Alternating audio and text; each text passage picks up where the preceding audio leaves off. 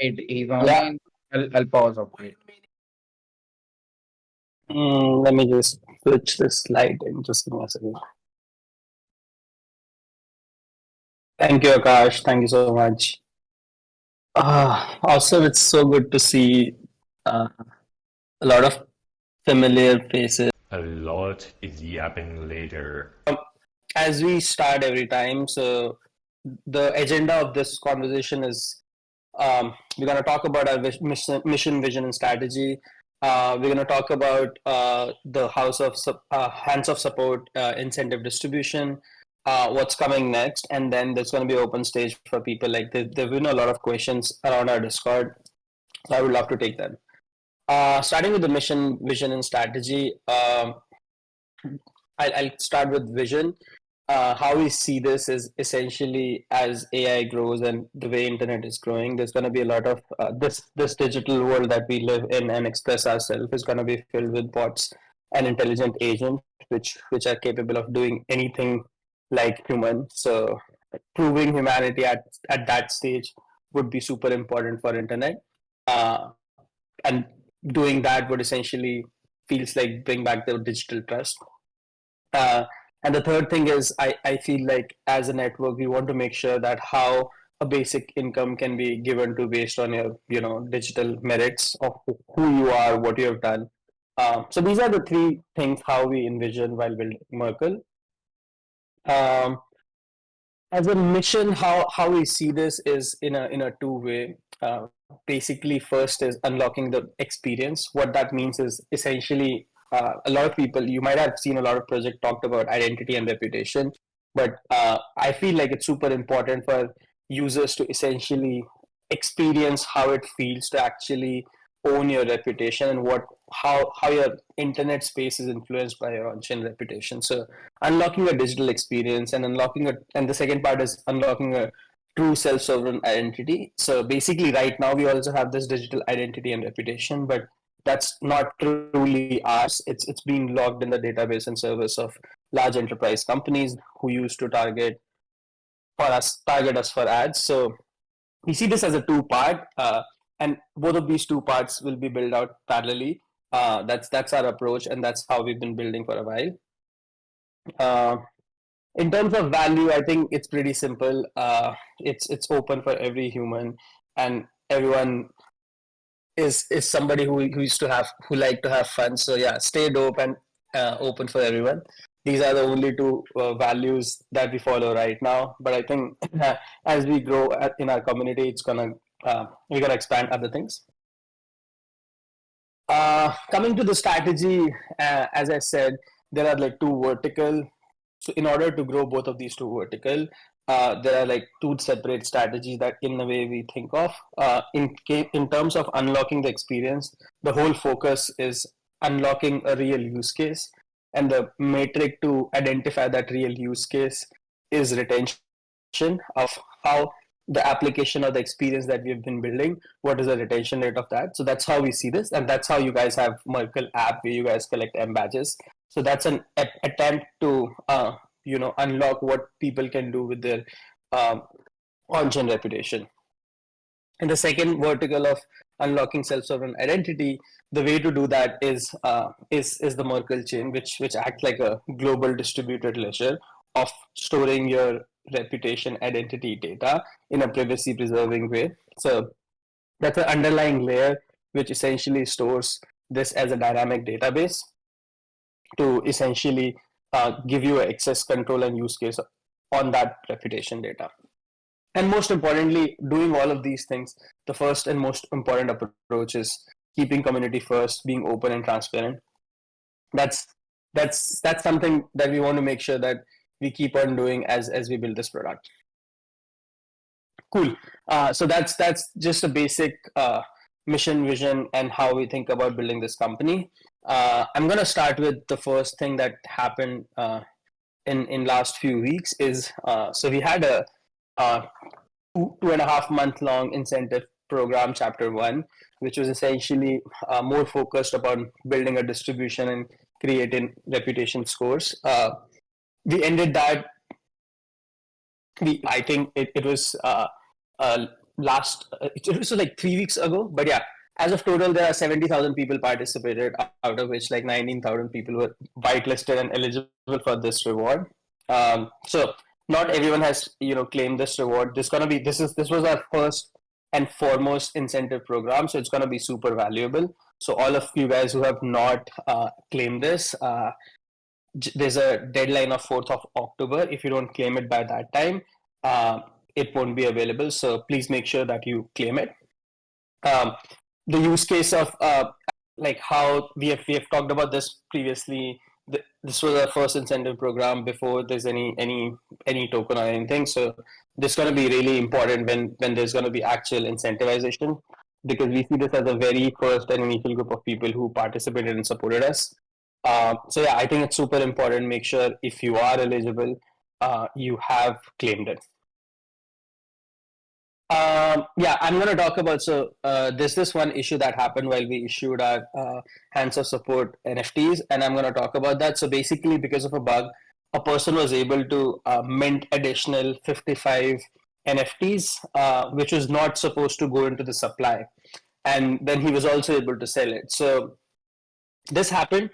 Um, and as soon as this happened for us, how do we see this? As it was an incentive for a certain category of people, which was diluted. And our job as a company is to make sure that that dilution should go away. So yeah, as soon as we realized that, I think it was from the community who actually pointed this out. As soon as we realized that this happened, we patched that bug. We spoke to that person who has that NFT, and he also agreed to that. Okay, he'll be willing to burn those NFTs for a certain amount. So essentially, our job was to make sure that that particular supply is taken out of the circulation, and we made sure that happened. So right now, everything is fine. There was just additional supply of 55 NFTs. We spent like 2 ethers essentially to take out that supply from the market so that the actual dilution stays the same. If somebody has any question, I think there's a lot of other bunch of questions about floor prices and all of these, why these NFTs are tradable or all of that. So I think I'll start one by one. The whole logic of making these NFTs tradable is essentially allowing people to, sell their rewards or sell what they have earned within the ecosystem. So we want to make sure that it's your choice and you can exit out of whenever you want. So that was the reason these NFTs were tradable. Talking about the floor price and other things, I think floor price is primarily based upon who want a certain asset in a particular market. So again, we don't want to buy anything additionally. So where floor is there's I think Rohan mentioned that there was a lot of question. It's something that we don't control right now. But I feel like it's pretty decent. Like if you look at the each category floor, it kind of reflects the individual values of spent by the users on the platform. So I think which is pretty healthy, which is not inflated. So I'm really glad we are there. So yeah, this was everything about hands of support, what happened, and what we're gonna do. And also, I think as soon as this bug was realized, we make sure that okay, going forward, how do we make sure that things like this don't happen? How do we make sure that whenever we distribute something out to you guys, it's always in the same distribution and supply that we plan. So going forward, there's going to be much more strict policies around security audit, and we are also doing some things like infrastructure scaling up so that that part. So I think there's like in terms of security, there are two things. One is your smart contract, and one is your overall backend system. In this case, there was a patch in our backend system, so we're making sure that in the last few weeks we have made sure that both of these things are double checked before even pushing out. But touchwood, this is something very simple, and there's nothing more like much harm to the community or incentive. What's the progress? So Before yeah, we I'm gonna move ahead, yeah. I guess before we move ahead, we should take two questions. So it's around the Mu points and also around the Gitcoin differentiation. Like, how do you see them, and what's our stance on that? So if you want to take those questions right now, you can take that, or how would you like to do that? Okay, yeah. What is exactly around Mu points? So basically, they want to get more info about new points. They're just spitting it. What's the utility and how it's going to be, how it looks after, let's say, a few weeks. Okay, it's just fun for the platform. We feel like the whole agenda about around creating new points was to create more fun and games. I think I have few ideas, but that are still ideas right now. I'll be honest. But it's gonna be important. It's gonna be important to signal how loyal user you are to the platform. For now, that's how you can see it. But how we see in terms of evolving, I think we also shooted out a bunch of emails around people how do they see it, which was and we got a really amazing responses. But I think how we are internally right now thinking about it, it's gonna be fun part of the app, which kind of help us uh, get out certain metrics about the user. Like if you're petting every day, that indicates your loyalty. If you're clicking on a different button, different surface area on the button, that kind of acts as a capture. So there are multiple things. But the second part of how do we see that evolving? I feel like there's going to be we want to create much more simpler games using those new points and integrate those new points within the platform economy so that I can also unlock certain exclusive benefits. First, by let's say measuring who is converting that loyalty into uh, much more redeemable benefits. So that's how I see it. Uh, I think the second question was around Gitcoin. What was it exactly? Like, what do you want me to talk about Gitcoin? Basically, a person asks that they feel that it is something like Bitcoin passport. What do you think about them, and B, how would you differentiate yourself, or what's your stance there? What is similar? Mercle is similar to Gitcoin passport. Is that the question? Yeah, but the vision that we're talking about. Okay. Yeah, I think that's true. Gitcoin Passport also has the similar. I've checked out the product. They are also kind of solving a similar problem.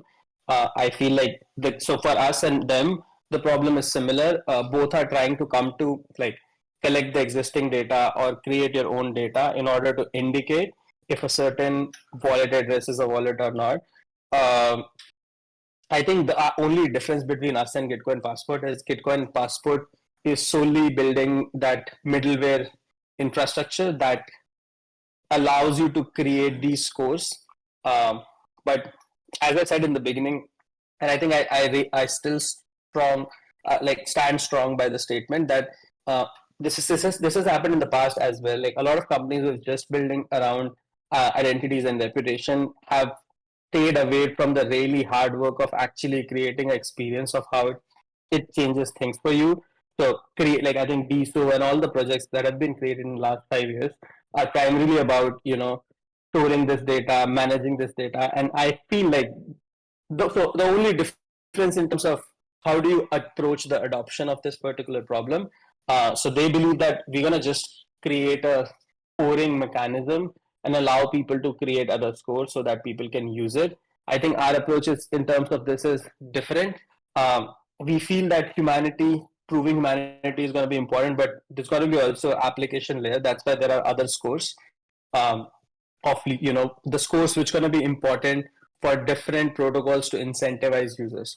So I think the basic difference is in terms of approaching the problem of how to solve this. And I feel very, very strongly that, rather than like compared to everyone else, rather than like pushing off this really hard work of finding a use case on somebody else, anyone who's building around the space need to own that work to essentially push towards the adoption of any identity and reputation solution. Okay, cool. Is there anything There are a that you few, want me to? there are few more questions, but I guess we can take that after we have finished with some more slides. So I guess let's move ahead. Okay, okay, cool. Uh, awesome. So, what's the progress been like? So, yeah, I think as I shared in the last community call as well. So, we before we iterate on the next product or the next version of this experience of how things will change for you on chain by owning your identity data. We also we spend a lot of time in talking to all of you guys. These were like one-on-one conversation with the people who have been using our platform, and we realized a bunch of things, and that gave us a lot of data of how do we previously we were just thinking from the perspective of companies who want to incentivize users, but that those conversation also gave us an idea about how the user sees us or how a user want to use our platform. So in terms of progress, all of that feedback from community and chapter one incentive gave us a lot of learning and a good headspace to think about, okay, how should the next product look like. So for example, I got a lot of comments in the chat that, okay, I wanted to mint more but I could not because it was time consuming. So I get it, like there's like bunch of things you click, but you have already done that, it should automatically verify. So the system is inefficient and people don't want to waste time. Even I don't want to do that. So there's a like list of bunch of things that one list is essentially how people use our platform and things that people don't like on our platform. So that gave us essentially a good chunk of feedback to think about how do we create the next experience. So essentially we are spending a lot of time around like people so that it could give you an exact experience of how you can essentially unlock things. In terms of what's in the progress, there are like two things that we think about. A is proving if you're a human or not, if you're a unique human or not, and then second is reputation. Reputation means is like what is based on your interaction on a certain ecosystem, for example Arbitrum, Polygon, XYZ. What is your reputation? And by reputation I mean like what is that data point based on which a project can particularly categorize into certain categories, which is essentially connected to that project. So for example, will a DeFi project can target a certain users who are specifically interested in DeFi kind of activity. So we have divided this overall product into categories. The first category of proving humanity is how we are thinking about. I'm going to touch that into the next slide, but I think the first section of is going to be around scores, which we have identified that, okay, the Web3 market is going towards a very targeted incentive program, and what could be the probable on-chain attributes that can be created to run these incentive in a very transparent and efficient manner. So you're going to be seeing first scores, and then there's going to be another solution around collecting your data and proving how unique as a human you are. So I think in next 5 to 6 weeks, that product is gonna roll out. But it would be first roll out to the close one for the feedback. But yeah, I think the next step is actually creating the scores which can be used and then pushing them out for the initial set of users for the feedback, and also having these scores being used as a global attributes to run other incentives. Cool. I think I've already covered this part. What is next? Cool. I think there's this one really important topic that I want to talk about everyone who's here, because we've been talking about, humanity and all of that. And for this particular slide, I think whatever you guys are comfortable with, please, I would love to know your opinion. So how we see that, I think the toughest problem of this whole category is around how do you prove humanity on chain, and how do we look at this problem is in terms of like three things. Essentially, collecting all your on-chain data based upon what transactions you have done using your wallet, or let's say your off-chain data about your Twitter, Discord, and kind of creating an algorithm which do a lot of scoring based upon what was your first transaction, what is the frequency or what is the patterns of the transaction. So for example, a bot which is probably just farming a specific project with a multiple wallet might have an automation to do a certain action with a certain amount at every at a specific day of a week. So essentially, first vertical is collecting whatever on-chain and off-chain is to create your own algorithm and score to come to a point wherein you can say that, okay, this is a human or not. And the second vertical to solve it is having a core hardware infrastructure, is having a specialized hardware which is essentially doing a biometric on ground. And the third one is like aggregating identities through the existing digital infrastructure. So I think everyone lives in a certain country.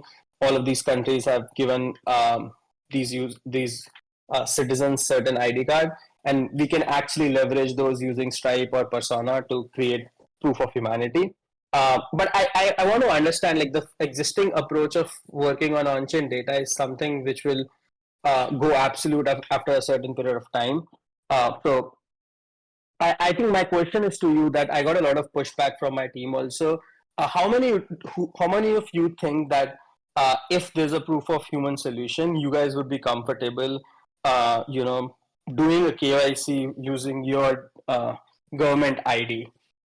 So I think that's my major question. Like, all of these things are doable. Like, I think only first two things are doable right now. Doing for a core infrastructure hardware is something that we don't see ourselves doing in next 1 to 2 months. But I think creating a solution on these two verticals, I would love to understand what do you guys think.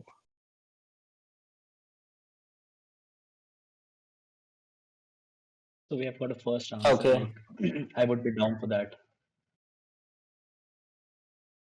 Actually, we have got a few questions around that, which we can take after 2 or 3 minutes when they're done with the answers.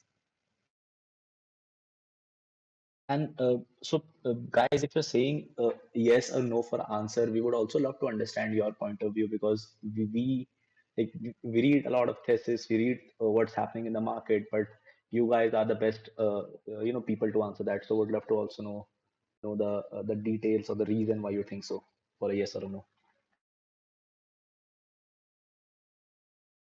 Okay, I'm putting down all the questions.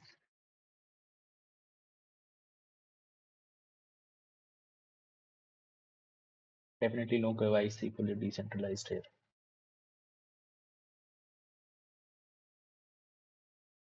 By the way, GH, like how WorldCoin does is they anyway take the randomness of your iris, and they also doesn't know that if GCH is an owner of an address or not. They just say that this wallet address is a human based on the randomness of the iris, which he or she has verified using our own orb, which is a hardware system, and everything is on chain. So when you say no KYC, fully decentralized, what do you mean by that?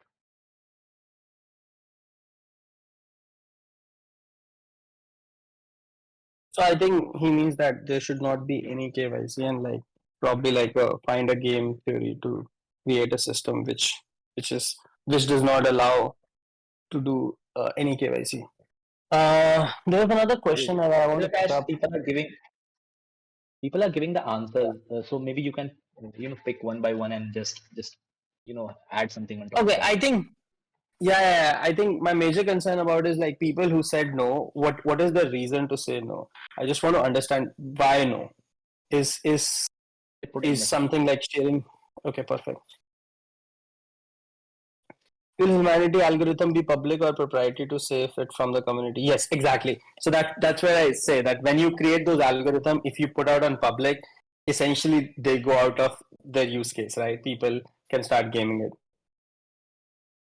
Okay, if open source, then no KYC.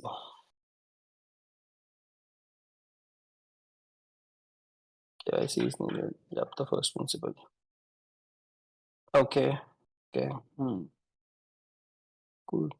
From the comments, I guess we can already frame a few questions. Okay. Cool. Okay, so this pushwork was right. I feel like I don't like KYC. Don't vote for certain project. Okay. KYC is part of the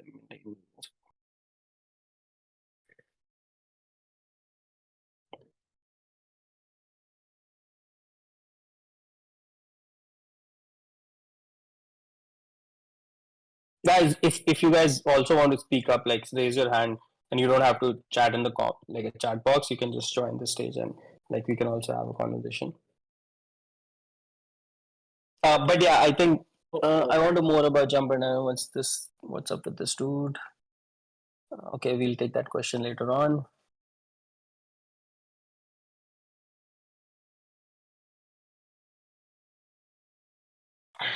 Okay, Devansh, but it's better to. I think it's not about making anyone happy or not. It's how I see this is like finding the right solution to the really powerful problem in a way that everyone is comfortable with. Okay, the other two on the data needs to be. Okay, so let me correct GCH. When I mean KYC, it's essentially uh, how it works is there like Stripe and Personas and all those companies. So your data, yeah, you cannot guarantee that your data is actually not stored. So you're right. Okay, cool. It seems like that everyone is on the same stance. Nobody wants to do the KYC. Nobody wants to get into a situation where they feel like they have been sharing their personal identity information with somebody. That's a breach to their privacy. Okay. Cool. Okay, I just have one other question. Let's say if there's a so there's like then there's like other mechanism of building a decentralized version of creating a game economics in a way that other people can vouch for each other. But even before getting into that, how many people? So I've been also thinking about like we've been also doing a lot of work around this hardware verification, and when you look for hardware of extracting a data from human and to create a randomness of that particular human, there's like uh, four options in the order of their efficiency, start from iris, uh, facial scan, then fingerprint scan, and then a voice recognition. So I think my follow-on question to this one is, let's say you don't have a KYC, but now you have to get to a certain place, or that's it, that person will come to you. But out of these four things, are you guys comfortable if there's a network that takes either your iris, either your fingerprint, or your facial scan, or your voice record in order to verify your uniqueness? How many of you guys feel comfortable sharing any four of those?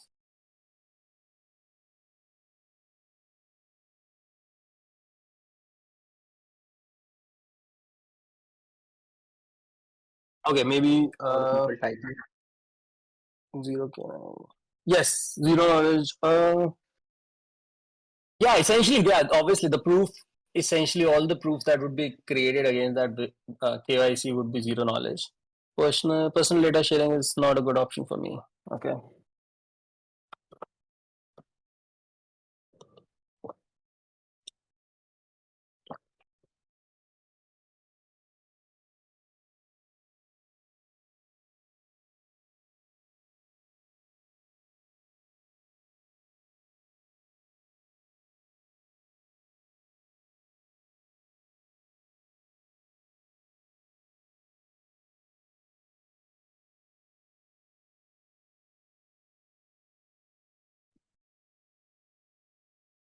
Yes, Felix, that's a good question. I'll answer that. Actually, I have a lot of questions in my notepad, man.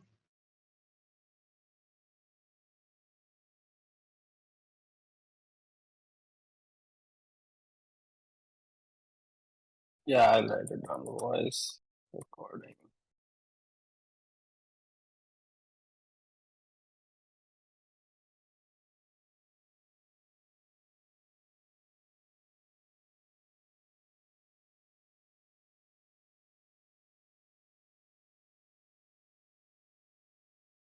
Yes, you can. So I think how we see that is if your wallet address get like hacked, definitely the solution that how we are thinking is uh, you as a user will always have a right to the way you have with your seed phrase, you have a right to, even if your wallet is get hacked, you have a right to get the control back of your wallet. How we see this is essentially whatever the way you are generating proof to store that proof linked to a certain wallet. If that wallet is hacked, you can generate that proof again, and that existing proof would be revoked to issue the new proof.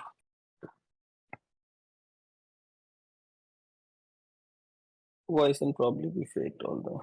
Yeah, definitely. These things can be fake. Like fingerprint can be fake. I can create a fake fingerprint. Uh, so yes, all of these three things, as I said, has a different degree of efficiency when going towards that solution. Someone wants a feed scan. Okay, maybe we can also put this question in our Discord chat. But I just wanted to share how we are thinking. I think uh, this is pretty clear. Nobody wants to do a KYC, so it's something that unless and until a project forces it, I don't think so. We need to facilitate it. But yeah, we are also internally aligned in somehow that if there's a way we can create a system and take it off from there, which does not require any of the existing KYC, but kind of works as like the way Bitcoin has kind of created that every transaction verifier has a like an inherent incentive to do the right thing. Uh, so cool. Should I move ahead, Rohan? Yes, I guess there are a few questions that I would like you to take. You can start taking Okay. that, and also Okay. a lot of people have whatever we were discussing. There have been a lot of comments around that, so we'll be taking those as well eventually. So I'd like to start with the question of the house of incentives, so that we get finished with it and we can focus on the future. So there's a question: if I have like one NFT and I buy one from the secondary market, is both gonna count in future, or only one which has higher power? Both. Essentially, it's gonna both. Yeah. So ideally, it's gonna be both. Like if you have a silver or if you have a diamond, and if you have two diamonds, there is something called shine points embedded in those NFTs. So that's your hint. So moving on to the next question, it's like, how about if we create an NFT collection of Mew on the scroll, if we take advantage of the hype of the network's airdrop farm? So I actually answered that. Uh, like these tactics are pretty temporary, and based on the market conditions and situations, we would ideally be, if we want to launch an NFT collection of Mew, we would ideally be doing that pretty organized. Will there be a token and governance established? Humans want to know this. Uh, yes. So I feel like yes, there's gonna be a token. Uh, there's gonna be governance. I don't think so right now. I still feel. I think I shared this on our Twitter today. Also, there was like a huge governance hack in Compound, which is $45 million just because of governance. So I personally feel, and I've spoken to a lot of people. Token utility as a governance doesn't make sense at all.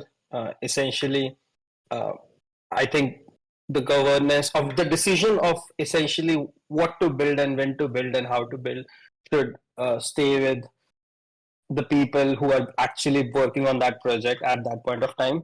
So I don't think so.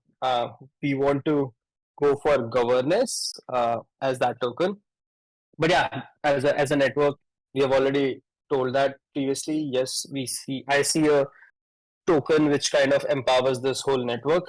But for that token to actually work, essentially there's going to be a legit and real use case which creates value, and that value is essentially given back to the network using this token.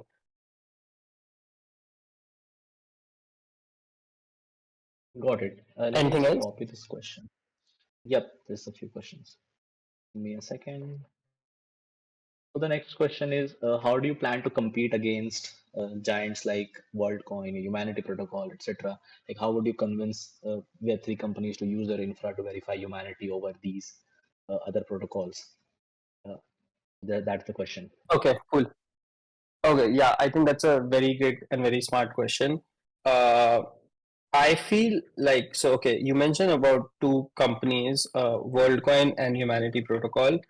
Uh, I think WorldCoin is in a different league because of Sam Altman, but I'll tell you what is their approach and how we are thinking. Essentially, I feel WorldCoin went ahead with the strategy that, okay, we have all the money that we could have in the world to build the best solution and with the most efficient solution, right? For example, they build out their own hardware to scan iris. There's their own OS, which creates the proof and does all the processing and all of that. Uh, but I think their approach is they're building for like next 10 years, wherein and if you look at like they have already verified like 6 million users. So that approach is really good when you're going towards a solution with like 100% efficiency. I think the only advantage or the only way we think of competing against with these two companies is in terms of use case. A lot of companies don't want that really idle efficient solution. So like our use case, we realize that the use case that we're gonna get into this market with the use case and not going to the actual like 100% efficient score. So what we have realized right today, a lot of projects want to run these incentives, but they also realize that as a user, it's normal to have like 5-6 wallets. So they are not looking for that 100% efficient solution which can give you a binary answer of whether this wallet is a human or not in a yes or no, but they are only targeting people who have like thousands of wallets. So I feel like our approach of giving out this use case as a targeted incentive platform along with a probabilistic lens of human is something which is needed right now. Um, but in a long term, to actually compete with anyone like Humanity, Protocol, or WorldCoin, I see a future wherein we also either integrate these two system or like a lot of people who have also chimed in that either create our own decentralized system. But I feel like creating without doing a on ground KYC, creating 100% efficient solution is not possible. So there are like two futures to it. Either we never go to that direction and we create a solution which that is being used by apps who do not need that binary answer of humanity, or the second approach is essentially down the line we also have a hardware solution, but again that requires like millions of dollars and which is not needed right now. So that's how I'm thinking. I'm not sure it'll work, but I think with as we progress and try out, we'll understand and figure out more nuances about this problem space. I feel like creating a solution which can be useful today is a better approach rather than create. I think, and this has been in Web3 for a very long time, that you create the product with the best tech, which has no use case today. And no offense, I think their solution is really great. But yeah, that's how I think about how we can probably compete with existing partners who are working in this category. Right. So we have a very important question here. Like, I really like the question. I guess everyone can also pay attention. So the question is like, has anyone expressed concern regarding some of the proof of humanity being used in a manner of social credit score, which personally is very concerning to me? How do you protect the individual's liberty and autonomy while having a level of confirmation that the person is legit or possibly interested in a specific topic, which also sounds like a bit like a target marketing action that like how the ads work. The extended part of this question is, but regardless of the chain, there is still no guarantee that the information can't be misused, especially in an open ledger where the information is all there and available. Who's to say government doesn't connect your wallets with your personal ID and use it to monitor you?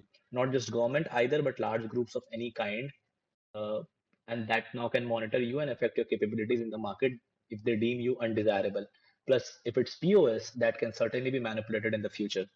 I'll just copy paste this question in the chat if that helps you. There it Yeah, is. that would be better.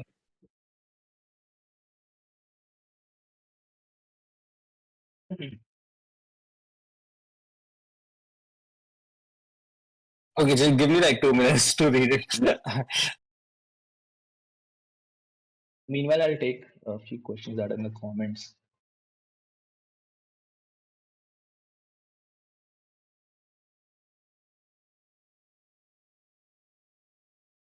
Man, Mr. Bang, what drug we are talking about?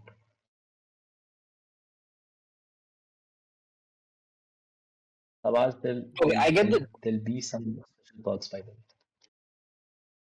Okay, I Sorry, get Krish. the gist. I think his concern about like I think the way I mentioned that we see like we want to create an open distributed ledger to essentially store this data. His concern is primarily about. So I think so when as I said previously also, the when by building the solution, our first approach has always been uh, making sure that there's always a glass of keeping privacy first. Um, So how we see this, like right now, also all your attestation is also public. How I'm seeing this is, even if we create these scores and attribution, it's we the way to preserve this privacy is like there's this wallet A, and you have certain attributes. You store it in this distributed ledger. Uh, but the only wallet A has the ability to prove that this is his data. Like just by looking at this initial data, you cannot retrace back that okay, this particular identity data belongs to this wallet. So I think if that linking can be, and that's how we are also thinking of building this solution, that eventually that data is, so you have like bunch of data which says that the score, for example, imagine like tomorrow all the Instagram accounts data, the identity data is public, right? You know that XYZ account has this reach on this particular topics and this particular category, but you don't know who that XYZ. So that's how we are thinking about, creating these scores and solving this problem. And to be honest, even if we don't do that, right now everything is essentially public on your, like all your reputation or whatever you're doing is ideally also like publicly available. So we're just creating score to use the already existing public information to wrap it in a form which is more usable for a certain use case. And even if all the, like for in terms of humanity also, how we see this, like if a wallet user has a, like fulfill the condition of a network to show that he's a human, essentially what is happening, that the proof that this human has fulfilled this condition is being stored on a blockchain, and that information is never linked to this wallet. But as a user, I can come and anytime show that okay, I am the wallet owner of this particular wallet, and I have a proof which is already existent. So there are a lot of ways to do that, and that's how we are also thinking. So even if somebody get to that particular data on the blockchain, but they cannot retrace back to number of wallets or the usernames of the user.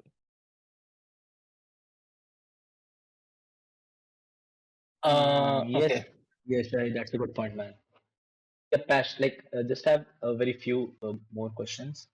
The most important one is there's a concern that do you guys still think that we are following the original proof of contribution path, or how do you see that? Like, how do you define that term? Like 3 months back and now, proof of contribution. No, I still feel proof of contribution is super important. The score. So, for example, if you are contributing to DeFi protocols, adding liquidity, that's your proof of contribution that you're doing liquidity. So, proof of contribution is definitely going to be useful in terms of when projects want to target or projects want to run incentive programs for you. And also, when I say target, like essentially using Merkle as a platform, projects are just surfacing what incentive that they want to run for specific wallet addresses. It's your choice if you want to opt in or not. These are not like a forced ad that you can do. But yeah, initial, I think the only difference is proof of contribution is being translated into scores which can be used. But I still feel proof of contribution is is the important signal to derive anything about on-chain reputation data of a wallet. Got it. There are a few questions that I'll take myself and answer that, and meanwhile you can go through chats. There are some people commenting, and maybe you can get a Okay. gist and reply them if that's a possibility. Okay. So there was this one question like, is the new point feedback per email for 15 new points still possible? So there was an email that we sent to a lot of people uh, asking feedbacks around new points, and yes, we are in the process. Most probably by tomorrow or day after tomorrow, we'll be issuing the points to whoever replied. The next question is any ambassador program ongoing or coming? To be honest, like every project does ambassador program more like a tactic to get users. We eventually don't want to do that. We want to give the meaning of ambassador program its true definition. Like we want to live up to the definition and have people who will build with us. So yes, it will come. When? I don't know, man. To be very honest, what's the intended use case of new Maybe points? I've already answered. maybe if some like people again, like if anyone has ideas, or let's say they want to be ambassador, they have a bunch of ideas, feel free to shoot me and Rohan, and you can start it. Like I feel like initiative like ambassador program and all of these things is like pretty community driven. So anyone who's asking and they have certain ideas, please shoot it. We're happy to support you guys. But that's something like we are primarily focused as a smaller team. We are primarily focused on creating a community and a right product. So that's why we are not prioritizing that. Like I have one question for you, Flash. There's this guy that asked like wallet being compromised is very common in our space, and if our wallet is compromised, can we transfer the humanity data from our wallet that is compromised to a new one? Maybe just that is related to Mercle. Question is something like that. Yes. I think I already answered that. So imagine, okay, I can reiterate again. Let's assume that proving humanity right now, everybody is doing a fingerprint scan. So there's this user A who has this wallet, and then he scans a fingerprint. So essentially, what happens is, I'm just doing a hypothetical solution, but essentially, once this user A scans a fingerprint. So let's say we are doing with a fingerprint KYC, the fingerprint is scanned, the randomness of fingerprint is calculated, and then that is matched that, okay, is that fingerprint already existing in the system? If yes, then the proof would be rejected. If no, then the proof would be created. So now let's say this A proof, like A1 proof is created for this user. So essentially what is happening is this proof is then connected to the public wallet address and stored on a blockchain. So essentially this proof is just linked to your wallet. It's never stored inside of your wallet. So as a user, you can always come in and say and provide that fingerprint information or any kind of algorithm based on which this proof is created to say that you are that particular human, to link that particular proof with the new wallet. So that's how we see that. Essentially, it's not contained inside your having your wallet drained or hacked is a common solution, but that should not restrict humans from essentially uh, owning that proof or probably transferring that proof.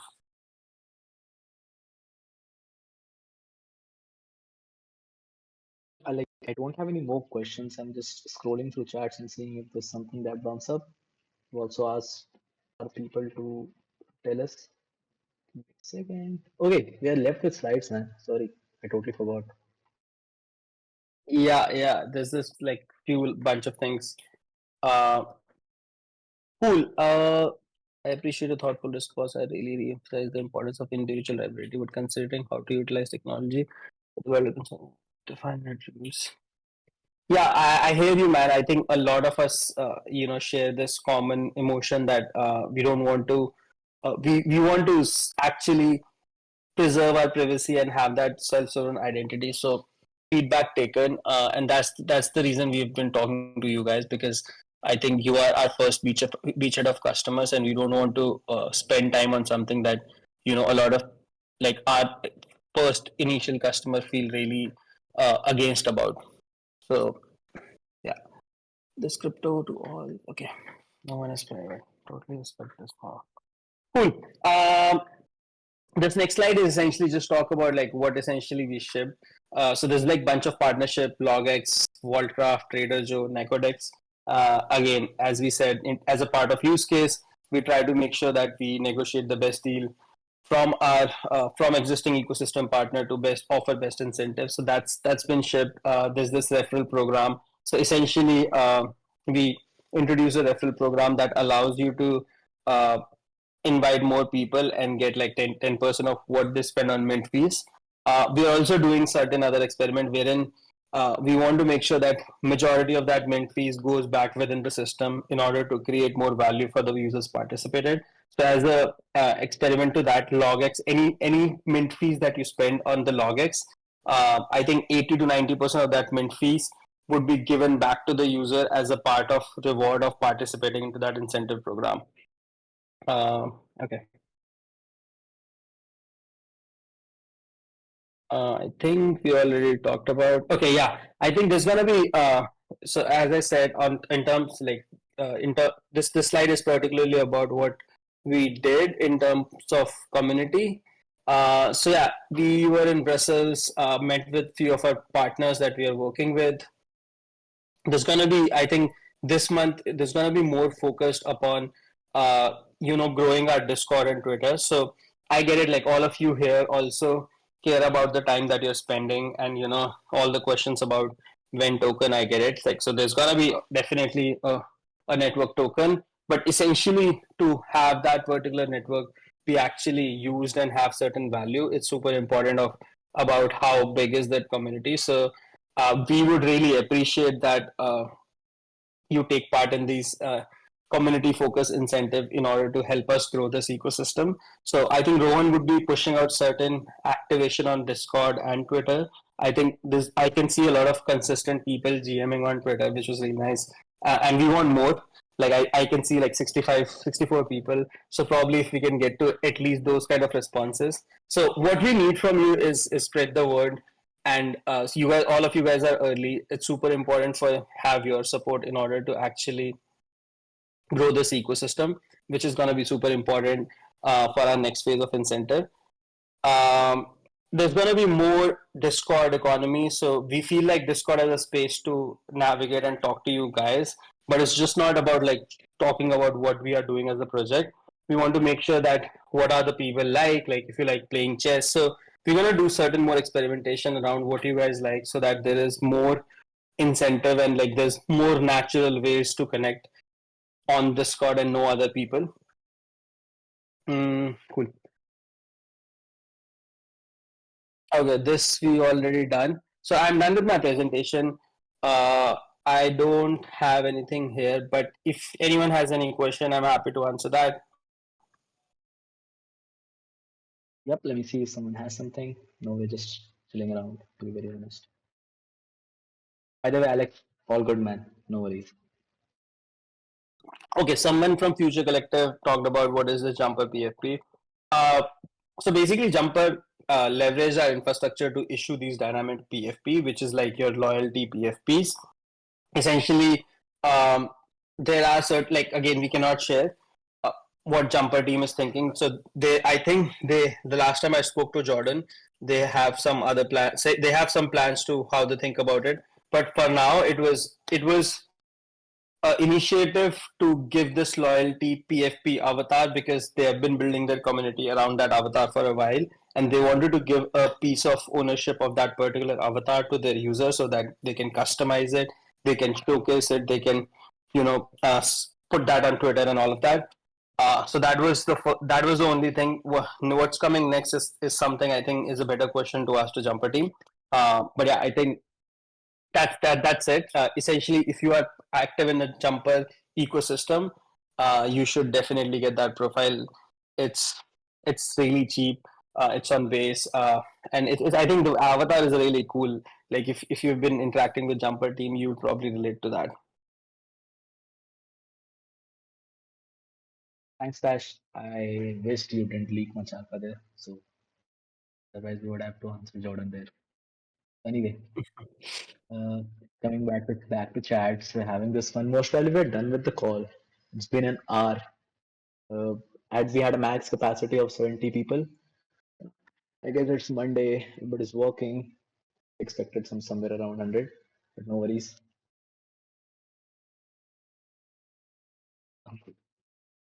I mean, the Scottish King. I mean, I would love to know your original, real name, man. You're pretty fun.